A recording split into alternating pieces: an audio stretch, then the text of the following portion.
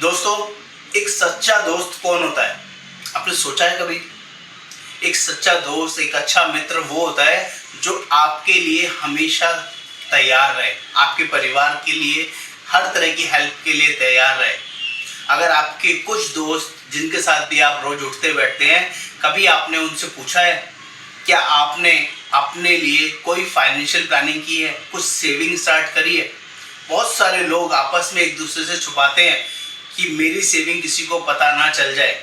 मैंने कोई अपने लिए टर्म प्लान लिया है, मैंने कोई अपने लिए सेविंग प्लान लिया है, मैंने बच्चे के लिए कोई एजुकेशन प्लान लिया है, मैंने अपनी रिटायरमेंट के लिए कोई प्लानिंग करी है।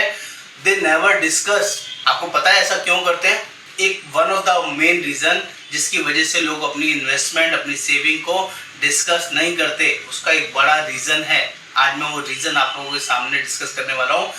ऐसा रीजन जिसकी वजह से लोगों को आपस में ऐसा लगता है कहीं मेरी सेविंग इसको पता चल गई तो इसको मेरी इनकम पता चल जाएगी।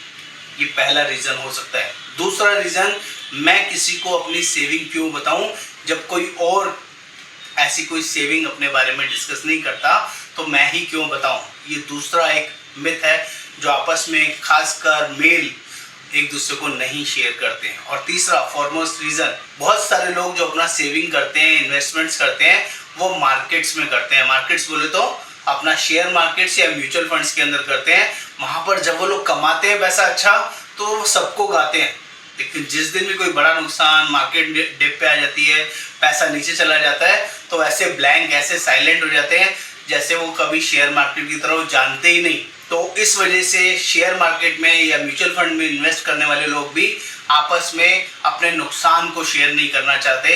अपने प्रॉफिट को तो शेयर कर लेते हैं लेकिन नुकसान को नहीं शेयर करना चाहते। इस वजह से भी वो लोग अपना शेयरिंग नहीं करते हैं। ये तीसरा रीजन है। लेकिन एक अच्छा और सच्चा मित्र वो होता है दोस्तों, अगर मैं आपका मित्र हूं और मैंने अपने परिवार के लिए एक सेफ्टी के लिए एक टर्म प्लान लिया है, तो ये मेरा राइट है, मेरा कर्तव्य है। मैं आपके परिवार से भी पूछूंगा क्या आपने अपना प्रोटेक्शन प्लान लिया है, सेविंग करवाया है या टर्म प्लान लिया है? अगर मैं ये चीज कर रहा हूँ कि आपके भले के लिए कर रहा हूँ, आपके बेनिफिट के लिए कर रहा हूँ, तो कुछ लोग उसको डिफरेंट डायरेक्शन में ले जाते हैं कि कहीं इसका लालच तो नहीं है, कहीं ये इंश्योरेंस एजेंट तो नहीं है, कहीं इसका कमीशन कमाने का लालच की वजह से ये हमें टर्म प्लान के लिए सजेशन तो नहीं दे रहा है। दोस्तों, अपने सच्चे मित्र को पहचानिए।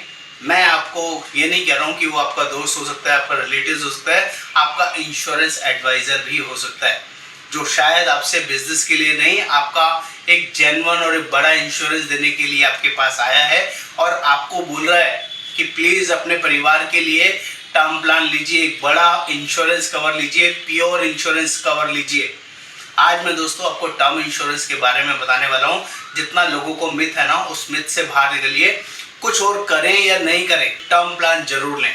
मैं योगेंद्र वर्मा, पिछले 22 सालों से इंश्योरेंस में एक्सपीरियंस है, इस फील्ड में मास्टरी है, बहुत अच्छे तरीके से लोगों को गाइड करता हूँ, उनको समझाता हूँ कि आपको कुछ भी लेने से पहले टर्म प्लान लेना चाहिए। हम लोग ऑल ओवर इंडिया बेसिस पर पॉलिसीज प्रोवाइड करते हैं। आप चाहें तो हमारे थ्रू भी पॉलिसीज ले सकते हैं, जेन्युइन पॉलिसी प्रोवाइड करते हैं, किसी भी तरह का कोई इफेक्ट बट नहीं है। सब अब बात कर लेते हैं टर्म प्लान क्यों जरूरी है और कितना होना चाहिए। टर्म प्लान दोस्तों, टेक्निकली बात करें तो इनकम का 20 गुना होना चाहिए। अगर कोई बंदा साल की 5 लाख रुपए की इनकम कमाता है तो वो 1 करोड़ रुपए का इंश्योरेंस ले सकता है। कोई 10 लाख रुपए कमाता है तो 2 करोड़ तक का इंश्योरेंस ले सकता है। कोई 20 लाख रुपए कमाता है तो अपना 4 करोड़ रुपए तक का इंश्योरेंस कवर ले सकता है। लेकिन ये लेने का पर्पस क्या है? इतना बड़ा इंश्योरेंस कवर कोई क्यों ले? ऐसा क्वेश्चन लोगों के माइंड में आता है। इससे पहले एक बेसिक क्राइटेरिया जो मैं आपको बता दूं, 18 साल से लेकर 60 साल तक कोई भी पर्सन टर्म प्लान ले सकता है जिसकी actual earning income 5 lakh plus है। 5 लाख प्लस वाला कोई भी पर्सन टर्म प्लान के लिए एलिजिबल है। जिसकी कोई भी इनकम नहीं है, या रेंटल इनकम है, या किसी तरह का कोई एग्रीकल्चर इनकम है, उनके लिए टर्म प्लान एप्लीकेबल नहीं है। या सैलरीड पर्सन, 30,000 प्लस की अगर सैलरी है तो भी आप टर्म प्लान के लिए एलिजिबल है। वो सैलरी की बेसिस पे भी मिल जाता है, 50-60 लाख तक का मिलेगा। कोई बात नहीं, इनकम के अकॉर्डिंग मिलेगा। अब बात कर लेते हैं ऐसा बड़ा इंश्योरेंस लेने की जरूरत क्यों पड़ती है।